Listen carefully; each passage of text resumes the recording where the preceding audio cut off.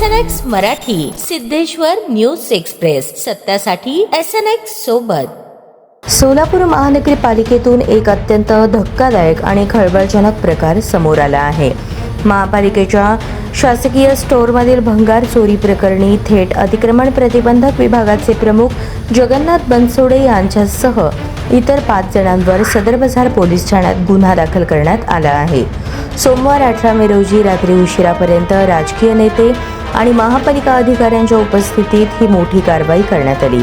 महापालिकेच्या मुख्यालयातील स्टोअर विभागातून दिवसाढवळ्या जप्त केलेले साहित्य आणि भंगार वाहनांमधून बाहेर नेले जात होते।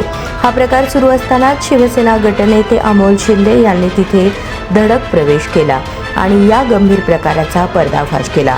घटनेची माहिती मिळताच शिवसेना जिल्हाप्रमुख अमोल शिंदे आणि काँग्रेस शहराध्यक्ष चेतन नरोटे यांनी महापालिकेच्या वरिष्ठ अधिकाऱ्यांसह थेट सदर बाजार पोलीस ठाणे गाठले।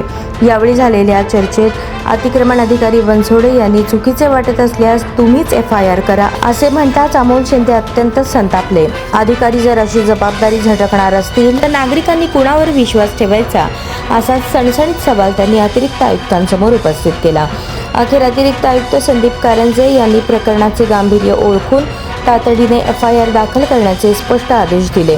त्यांच्यावर जे संबंधित आहे यांच्यावर गुन्हे दाखल करा। ही परवानगीने चाललंय का तुमच्या? नाही, त्यांना तर माहित नाही, मला तर माहित नाही, माहित नाही, खाते प्रमुखालाच नाही। मग कसं काय चाललंय? तुम्ही इकडं आमच्याकडे बोर्डाकडे स्क्रॅपचे विषय पाठवता आणि इथं असं स्क्रॅप जात आहे। या शासकीय चोरीमध्ये आणखीन कोणत्या मोठ्या अधिकाऱ्यांचे हात गुंतले आहेत का याचा सखोल तपास आता पोलीस करत आहेत। या कारवाईमुळे पालिका वर्तुळात प्रचंड खळबळ उडाली आहे।